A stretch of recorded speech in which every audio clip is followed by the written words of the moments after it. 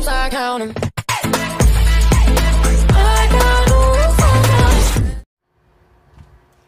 Hey guys! Welcome back sa aming channel, and today, magkakaroon tayo ng first impression sa Young Living na Desert Mist. Pinili ko yung design na yan from All kasi meron siyang Moroccan inspired na napaka-elegante talagang tignan.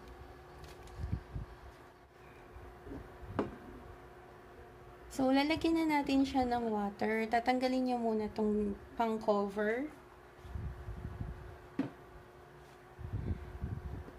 Tapos, sa loob, meron lang water refilling na guide kung hanggang saan lang. Hanggang dito lang siya. Then, we'll add itong Young Living na RC essential oil. RC means respiratory care kasi nagpo-promote siya ng lung health both for kids and adults. Tapos, nag-open din siya ng nasal passages. So, mag-add lang tayo ng mga 5 drops.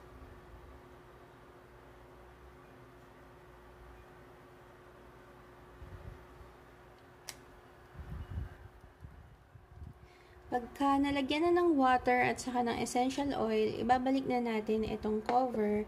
Dapat align yung lid niya para hindi siya mag-leak. So, yan. Tapos, ibabalik na din natin itong design cover. So,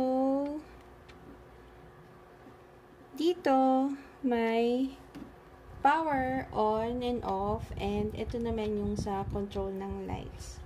So, ipa-plug na natin siya. So, according sa manual, i-press daw yung on and off one time. Yan. Yan yung color din niya, no? Tapos, 5 to 6 hours daw ang running time niyan. Yan, may lumalabas ng mist. So, yan yung high output mode. So, pag kamit na niya yung maximum na continuous run ng 5 to 6 hours, automatic na siyang mamamatay. Or pag naubos na yung water sa reservoir niya. So, another thing is, pag prines mo siya ng twice, yan naman yung low output mode. Tapos, approximately na running time niya is 8 hours. So, medyo humina yung buga niya, no? Humina siya. And then, yung pag-prines mo siya ng pangatlo, yan naman yung tinatawag na intermittent output mode. So, ang running time niya is 10 hours.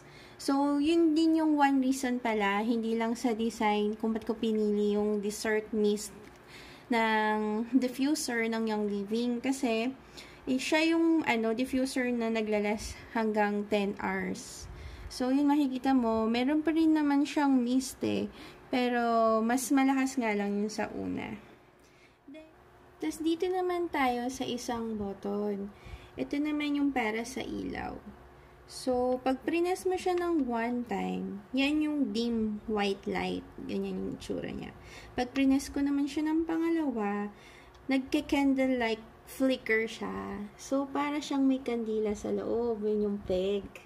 And then, pag naman, pinindot ko ng pangatlo, yan naman yung nagsacycle siya ng 7 color options na may 5-second delay. Nagsastart siya sa color red, tapos saka pa lang siya magpapalit. Yan, tapusin natin yung pagpapalit ng colors. So, from red, naging orange, tapos naging white, tapos ngayon naman naging green.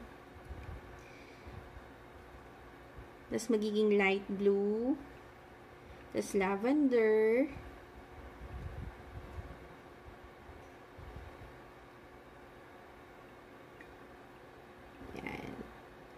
tapos, pag prines ko naman siya ng 11 times, so, nasa 4 na tayo, no?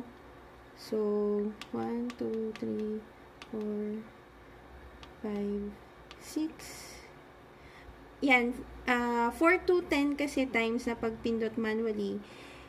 Yan yung pagpili mo ng color, kung anong color ka magstay. So, ito yung dyan siya nagstay sa blue, dyan na tapat.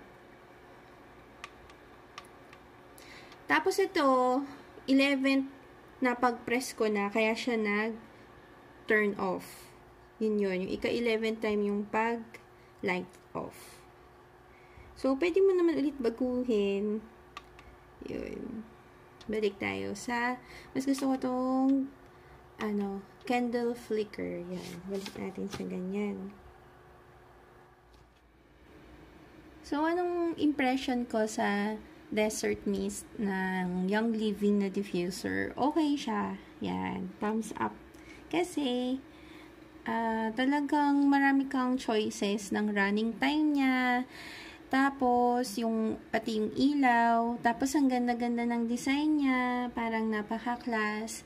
Tapos, yung pag-diffuse naman, siguro kasi masyadong malaki yung dito sa sala namin. So, siguro mas maaamoy talaga siya kapag mas close yung lugar.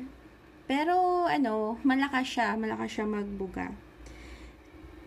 Siya nga pala, nagkaroon yung Young Living nag-offer sila ng starter kits. So, yung starter kits na yun is may, original na dewdrop na diffuser, yung version 1. Tapos may kasama na siyang mga essential oils, I think, tatlong 5 ml, saka parang tatlong 15 ml. And yung price niya is 6,799. Yung isang kit naman, yun yung may tulad nitong design na Desert Mist. Meron siyang 11 na kasamang essential oils, tapos ang price niya is 9,180. Sa ngayon nila ino-offer yung wellness box na yan kasi kung ito-total mo lahat ng mga libreng essential oils, magkakahalaga siya ng 19,585.33.